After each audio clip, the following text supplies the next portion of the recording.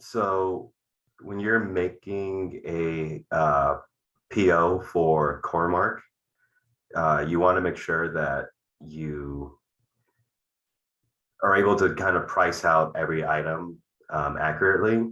So how we're going to do it pretty quickly is through the CoreMark website. So what we're going to do is I'm already logged into the dashboard on CoreMark.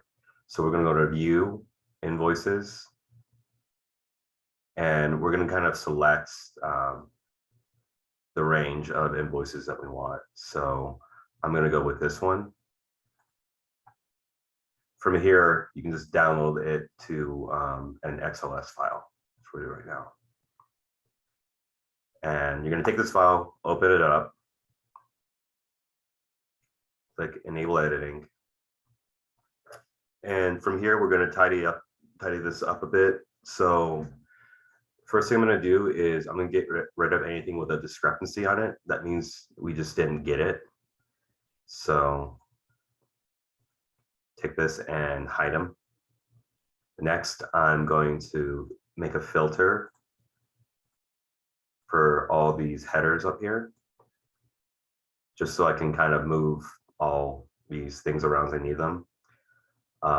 Broken case, that usually means that they came in as eaches.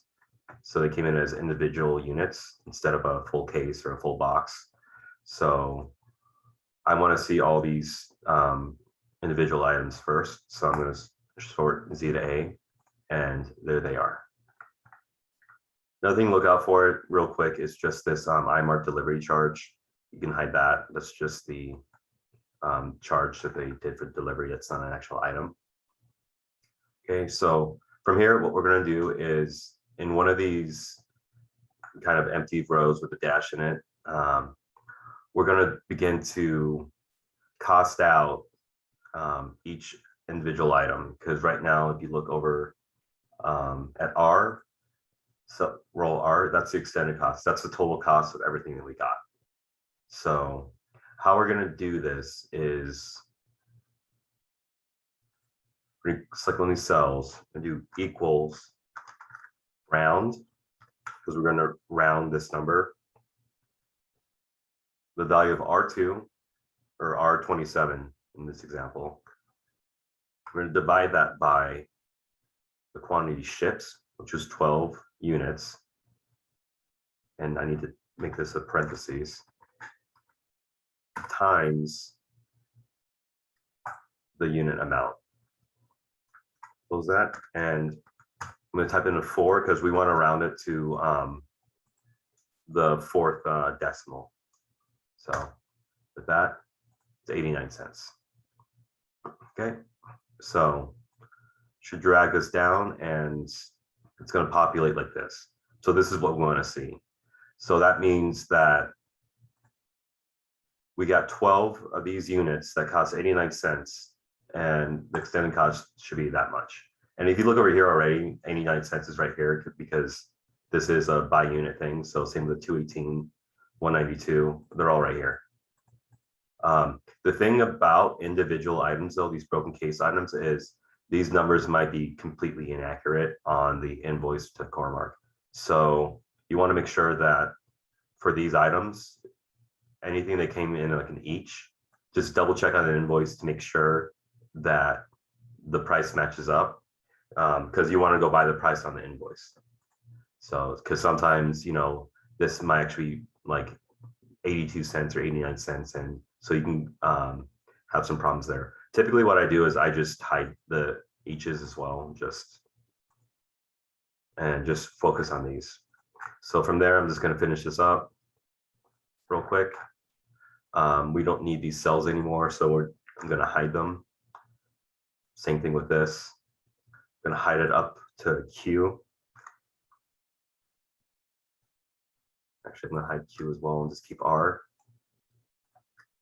So what we have here is, first of all, each itemized price for each unit. I like to just highlight them and do them in bold. I also like to sort them alphabetically, just so I can go down the list and see what I'm doing. And for I just keep the extended cost just to double check that it's accurate on the rate text PO. So I'm actually going to log in right now. Go to PO maintenance, store 6, and this was invoice. I believe it was this one. So from here, it's going to be very basic. I'm just going to go back and forth looking for my products. I like to go in ABC order from what is on the spreadsheet. So I have these Bearbell protein bars. I'm just going to go through the list. Bear bar protein 165, 165. On here, it's actually 165.92. So that. Got 12 of them, 1991. Is that it? That's it right here. Perfect. What I'm gonna do is click it, hide it. And I do that too. I do this in ABC order too, because sometimes there are items that are not in rate text yet, not in the system yet. So they won't even be on this PO that got pre-scanned in.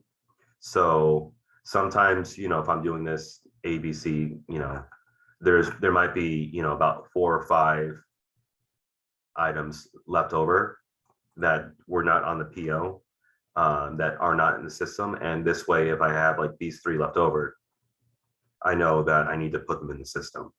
And usually you can just add them to the bottom of the PO, just as an example of this. So that's really how you break down the CoreMark invoice. And it's a good way just to double check, because sometimes these invoices get pretty big, and it's a good way just to go back and forth and make sure that everything that we're getting is priced right, and it's going to save you a lot of time to get the total.